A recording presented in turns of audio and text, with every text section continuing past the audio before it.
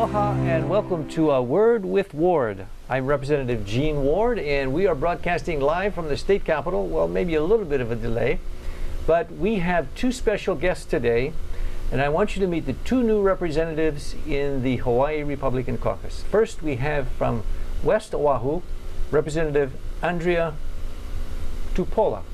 Aloha. And also from the North Shore, Representative Feki Pouha. Aloha. You know, it's great to have new faces and new ideas at the Capitol. But before we get into your heads, we want to see where your background, what you've done, and sort of something that, let's face it, when I first got elected, nobody knew my name. And now outside of your district, probably not so many people know your name. So one of the things that we usually start out with is, well, who are the people that are really talking? Who is Andria? Who is Feki? Who would like to begin speaking about your background? A little bit of how do you want people to remember you or to know what do you want them to know about you, Feki? Well, I think we should hear from our representative from the west side first. Well, ladies first from the west side. Ladies first. Thank Andria? you so much, Feki. Feki comes from a wonderful place, Kahuku Laie, where I was born. I was born in Kahuku, and I went to Kamehameha schools. I was a song contest director, and then I went to school in the mainland and lived outside the country for a little bit in Venezuela and came back to Hawaii. Habla español? Yes, I speak Spanish. And I came back to Hawaii to pursue my master's degree and to raise my children here because I wanted them to be raised the same place that I was raised and around the cultures that they are. I am half Samoan, quarter Hawaiian, and quarter English, German, Portuguese. And so it was really important for my children to learn the lessons, the culture, and be with the family members here in Hawaii that we have. My husband is also from here, from Kahuku, in fact. And so we really wanted them to be raised around family members. So coming back to Hawaii was very important. It was always part of the plan. And coming back, we both agreed that we wouldn't live in each other's hometown, and that's how we ended up living in Waianae. And so we bought our home there, and of course, anywhere we've lived, we've always gotten involved in community affairs and tried to give back positively to the people around us. And I guess here I am. Didn't ever think I was going to run for office, but never say never. We're going to get into the motivation of that, the background of it. But you said in your education, what did you study? You said? Music education. Music education, and you got your master's and you're on your way to a PhD. Yeah, all same background. So my bachelor's degree is music education, secondary emphasis choral, so I'm a choir teacher with vocal emphasis. My master's I did at University of Hawaii. I was an assistant director for the choirs at UH, and then also same degree, music education, choral emphasis, and now with my PhD I'm pursuing the same degree. I love choirs, I love singing, and I love bringing voices together. And so for the PhD, the emphasis stayed in vocal music since I had a position at Leeward Community College. And since this is a talk show, we're not going to allow her to sing, but she sings beautifully. And that's one of the things, I guess, if you're going to be a music major, you should be able to sing. But I heard you sing the other day. It was very impressive. But you said Feki also sings. Oh, Feki does. That's a good transition to you, the singing, the Oli guy. I only sing with a shower head, so that's the only place I sing. So do we all. Huh? Yeah. Well, like Andrea, I was also born in Kahuku. Raised in that community as well, and my wife is actually from Kahuku as well. So I know Kaiser did beat Kahuku this past year. What was the score, by the way? I think it was you missed it. I think it was merely 1 point. It was 20-19, which I waved on the highway. That was not a moral. Well, it was more than a moral victory. It was something totally unexpected. That was a Super Bowl win. You took it graciously. Thank you very much. Yeah, definitely. Well, thank you so much. But you know, definitely that's part of our community, into sports, into music, also academically as well. It's something that's very important to us. I grew up in Hau'ula. Great things do come from Hau'ula, although opinions vary on that matter. But I'm the oldest of 5 children. I have 3 sisters and a younger brother. And after I went to Hau'ula Elementary, I was fortunate enough to be accepted to Kamehameha schools as well. Well, both of you went to you didn't mention that. Yes, so you both went to Kamehameha. We won't say who's older, but we both went to Kamehameha schools. Yes. Andrea's wiser though, that's for sure. Yeah. Able to participate in sports and even a little bit of music as well. Had a lot of great experiences there. Traveled every day from from home to school, and so that was. Oh, so you weren't a resident? No, I was not a You boarder. were a commuter. Yeah, I was a day student. You've so- learned to drive very well and safe then. Yeah, something like that. Something like that. So, I graduated from high school. Went to BYU Hawaii. Actually graduated with my undergraduate degree in Hawaiian Studies. Hawaiian studies. Yeah, I was. Oh, no wonder he can do the ole. So Yeah, So good. somewhat very well. But I got involved with Hawaiian Studies because I became part of the first crew to build and to be trained to sail a double-hulled canoe, similar in size to hokule'a. And so that was the big thing for me to get involved in. I never thought I'd do that. I was actually first a English major, but I changed. because of the Were you an hokulea. English major to learn Yes, to learn English. English? Yes, Ah, I see. I see. Yeah, so I was trying to improve my English, but that didn't work out so well. But for law school, that's a good major. My daughter's an English major. Yes, And yes. she said for preparation for law school, because you didn't mention you're a lawyer yet, but Yeah, that was probably good foundation. if It you- was, yeah. It was part of that good foundation, and as you alluded to, I did go to law school at BYU Law School in Provo, Utah. Grateful for that education as well. Part of why I was admitted there when I talked to the dean of admissions was that he believed that I could receive an education and come back home and be helpful to my community, and this is sort of fulfillment of that today here in So this it's something position. that both of you have done. You've got your education, came back, not 20 or 30 years later after you bought a house and raised a family. Yeah. Because, you know, a lot of what Hawaii is doing is losing its children to an education, to job opportunities, Yes. and not coming back like you two. But you have come back and you're here. And you've also just been elected to the House of Representatives. Correct. How did that happen, Andria? Did you just happen to flop into this particular building with... I understand there's been quite a background of a couple of years of preparation. I think my path was really different, and I could be wrong. Maybe there's a lot of people who went down the same path, but you know, I had no desire to be a politician. I have no desire to be involved in politics. I think in 2012, when I started getting involved in the presidential campaign and kind of being a little bit more aware, the reason why was because my kids were growing up. We had also just bought a house 2 years earlier, and for us to kind of put down roots in Hawaii basically means you're going to be from that community. You're going to raise your kids in that community. So for me and my husband, it was important to be aware of what was going on, and that was probably the eye-opening experience of my life, because I felt like in that presidential campaign in 2012 that there was a lot of issues that surfaced that I had seen prior in 2004 when I served a mission in Venezuela.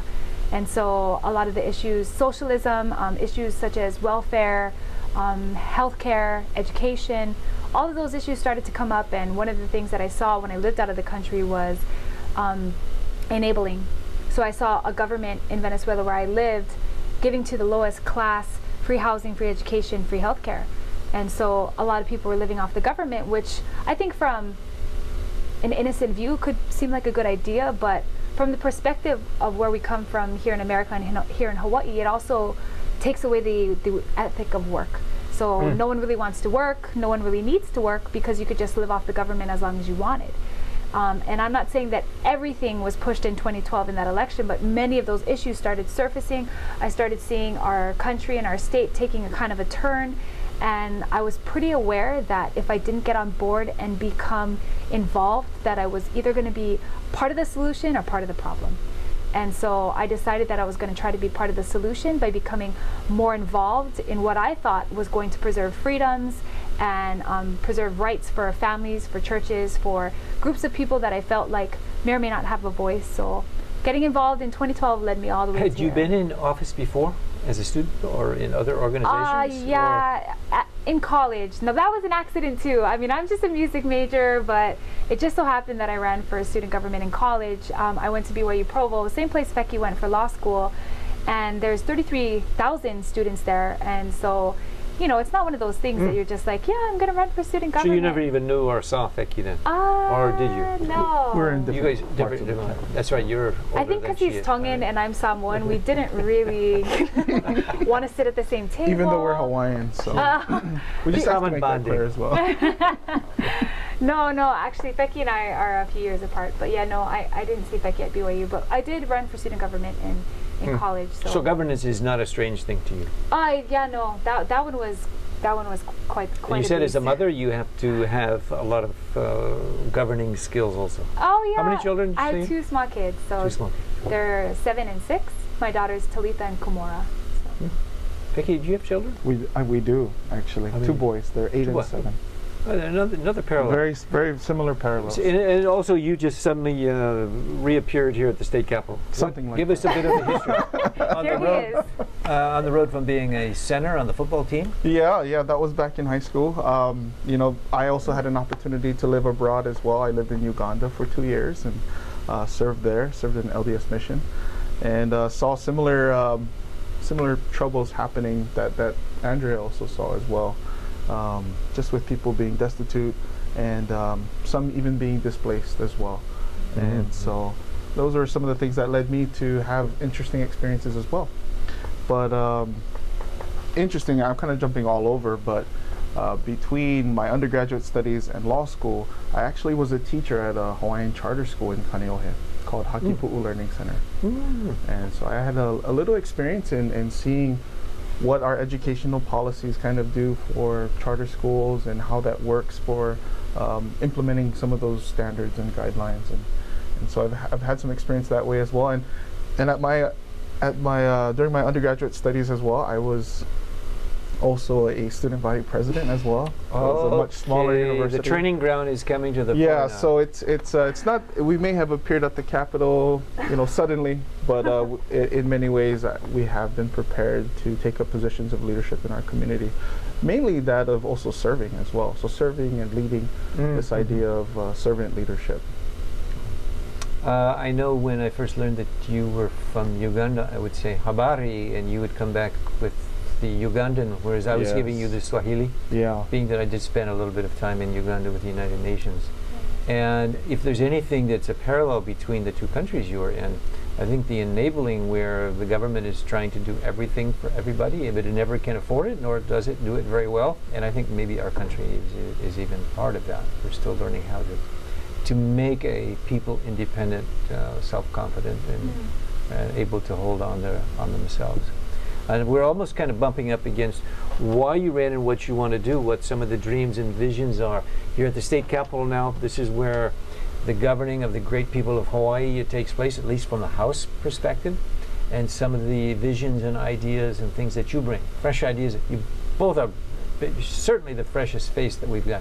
And by the way, for those who are looking, that these are 2 of the 6 who got elected, 4 Democrats, 2 Republicans. 2 out of those 4, that's at least 1/3. 2 out of 6 is 1/3. And unfortunately, our minority is only 10%. So you represent a obvious gain of, at least using statistics, it makes it look bigger than it is. 2 is not a whole lot, nor is 6, because we have 51 members in the House of Representatives, and having a turnover of only 6 members is not a whole lot. And 90% incumbent re-election is I guess not too unexpected, but something that happened this year. So now that you're here at the Capitol, what are some of the things that you bring from your district that you would like to see put in statute or like to see done that would benefit your district, whether it's in law or in practice or in dollars or in cents or whatever? Andria, you good? Well, you are, where's the boundary of your district specifically? So it's actually Kipi Street in Maili. So I don't have the entire Maili Valley, but it starts there and it ends in Eva. So I don't have Makakilo Kapole. I go down by Kalailoa, Barbers Point, and then I have a little pocket of Eva that touches up against Matt Lopresti's district and Bob McDonough's. So Maili to yeah, it's kind of a weird shape, but I touch Sharon Har's district, Matt's district, and Bob's district. And then on the other side, Joe Jordan is to the west of me. And some of the needs in that district that are top of mind for you, and well, it's so hard to enumerate all the needs. I think what I've heard so far, you know, it's only been 7 weeks, is that I live in a district that hasn't really had a chance to voice itself, and it's very apparent. So we have a lot of traffic where I live. There's only one road in and out, Farrington Highway, and it's 2 lanes both ways. but it also creates a lot of congestion because there are a lot of cars turning in to go up to Nanakuli High School. There's cars turning right to go to the charter school Kawaihonaoka na Awao. So that little bottleneck in Nanakuli is kind of a problem on the west side. And also, emergency-wise, there's no second access road. So if there was an emergency, we're basically stuck. There used to be Kole Kole Pass, which was a military road, but that since has been closed down. So unless you get out into the open to Kunia, where there's a road to go north, there's really nothing for us left and right. It's just the ocean and the mountain. Is the pass road still viable in terms of cars going on it, or is it rutted and pitted? According to what people said, it was the boulders falling down from the mountain, the actual danger of going down that road. I would love to explore it to see if there's a possibility of getting a second road. I think federal monies would possibly be an option, but you'd have to connect from a federal highway to a federal highway to get federal monies to do that. DOT opening up and building us a new highway, I don't know if that'll happen anytime in the near future. So there are some ideas, but back to traffic. One of the things that I noticed is that I just started a Facebook traffic group. All I do is I post up information from Department of Transportation. And as of right now, the Traffic Management Center out of the city and county office does not include the west side. And I don't know if it includes Feki's district, but it doesn't include our district. Why would they not? Well, that seems a bit fun. So you're filling a gap. I mean, that's a need. We were never part of the Traffic Management Center, so we don't have cameras out there. We don't get reports unless we call it into the radio or call it into the station. Basically, no one knows if there's an accident out on the west side or why there's traffic or why I can't get around. A lot of traffic. Oh yeah. So this Facebook group we started maybe like 4 days ago, but there's already 2,000 people in that group, and they just wait for these updates from me from DOT. And as I give the updates, then they're able to ask their questions. But you know, for a lot of community members, they're like, you know, this is so out of control. But really, it's the evidence of a community that was never able to speak. So in choir, same thing happens. You get people in the room, they've never been able to sing together. It's kind of loud. It's kind of off balance. But you let everyone sing because all the voices are important. And you let everyone sing so that you can shape it better. And so that's... Somebody have to say, listen up, because it sounds like that was a missing element. If there's not even cameras, I mean, everybody's saying there's too many cameras and Big Brother is watching us too closely. So you guys don't have any cameras? No, nothing. I mean, that is a new idea and fresh. Yeah, so we're going to do it right away. I mean, I think it's something that has been long, and the problem is that they're doing a road widening project that will be for the next 2 years. So they've started to block off lanes. They're starting to put up cement barriers. They've now narrowed the lanes. They've moved bus stops. They've blocked off crosswalks. Andrea, for anyone listening and they want to go into the website to see the traffic, this new Facebook listing, how would someone say, oh yeah, I want to get on what Andrea is doing. I want to find out what's going on. What do they do? You can look up West Side Traffic Alert. West Side Traffic Alert. So then I get notified, and then I add them to the group. And there's already 2,000. Good for you. We'll come back to some of those issues. Feki, the North Shore's got everything it needs and there's no problems. It's perfect. And you just sort of rode in. Is that in Hawaii or which North Shore is that? Yeah, we our district, sometimes we feel like maybe we're that's the thought. You know, we have everything we need. We're doing well, but that's not always the case. A lot of our rural areas seem to be maybe inadvertently forgotten, or perhaps just kind of. It seems that improvement projects don't make it all the way out to the countryside, and so that's kind of what we're looking at as well. I've recently talked with several principals in our district to ask them what their wish lists are, and a lot of them have mentioned a few common themes. One being just being able to have more support for some of their improvement projects. For example, you have the bleachers at the Wailua High School gym.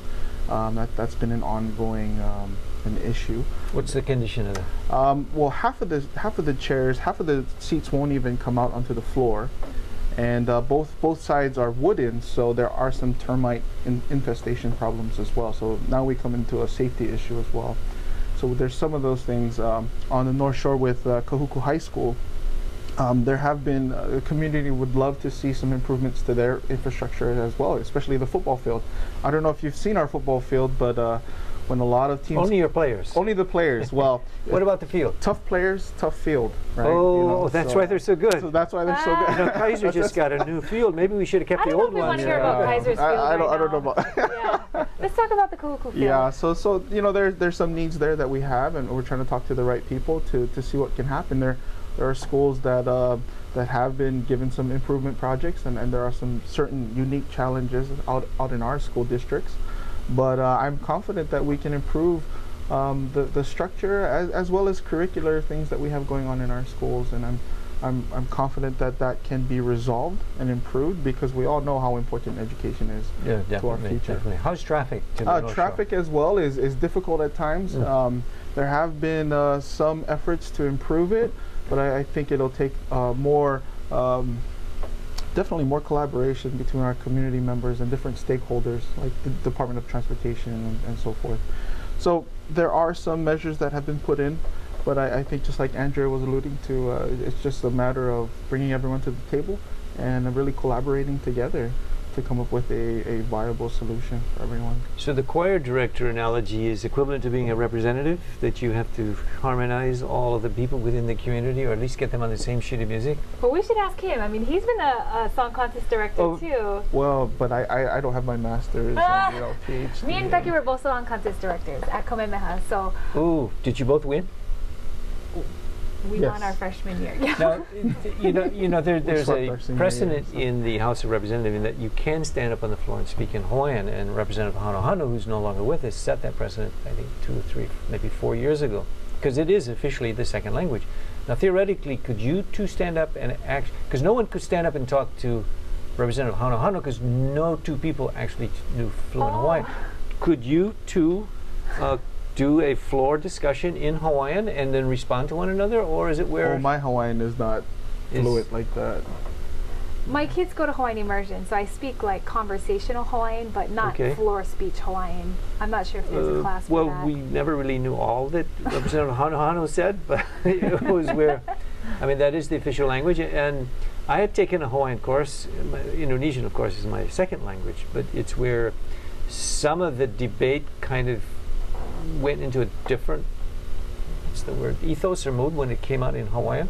So I encourage you to keep your Hawaiian and sharpen it, because it's part of the official language, and it's something that maybe in a heated debate you may have to stand up and speak Hawaiian, perhaps, as a way of just cooling things down as it goes. I guess we'll see. You mentioned traffic. What's another issue that's going on in the West Oahu? I think I have the largest Hawaiian population, so Hawaiian issues are always big. Having Hawaiian be part of official curriculum for DOE. I'm very open to that idea. I don't know exactly what would happen as far as budget and what else, but I did work for Ka'ala Farms for about a year prior to me working at Leeward Community College, and what I did at Ka'ala Farms was disseminate a Hawaiian language curriculum.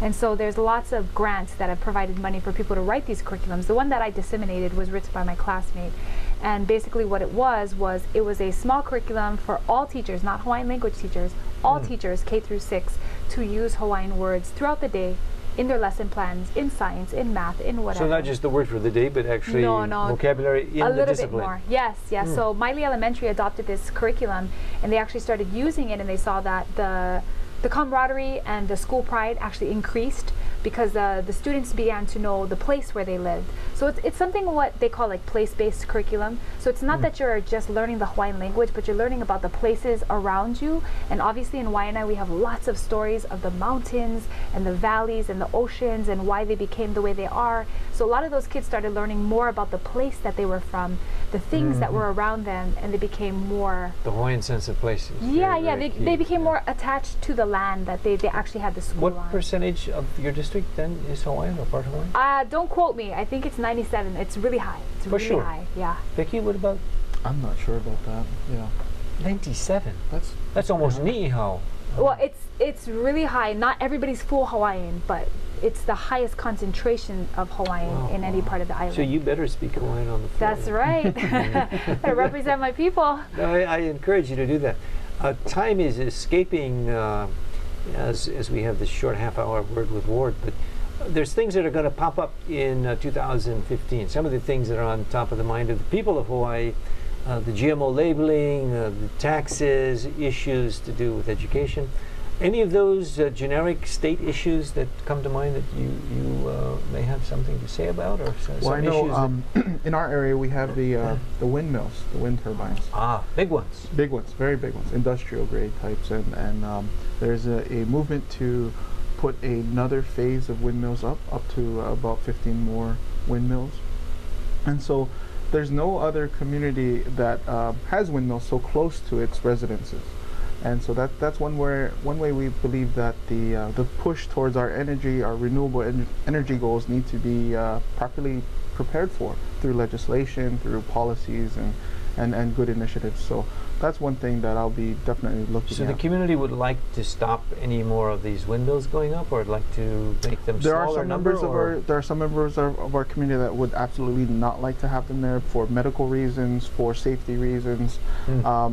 What we also see is the community, right now it doesn't seem that the benefit they receive for hosting those windmills is as high as it could be.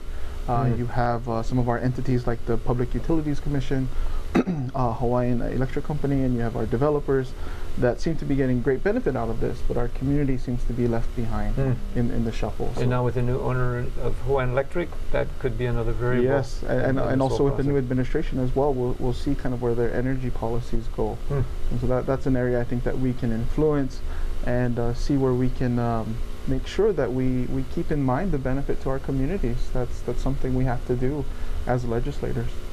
Energy, big policy. Is that in the West Oahu? Well, I was going to say about community benefits package. We have something called the West Coast Benefits Package because we have the only 2 dumps on the island in my district.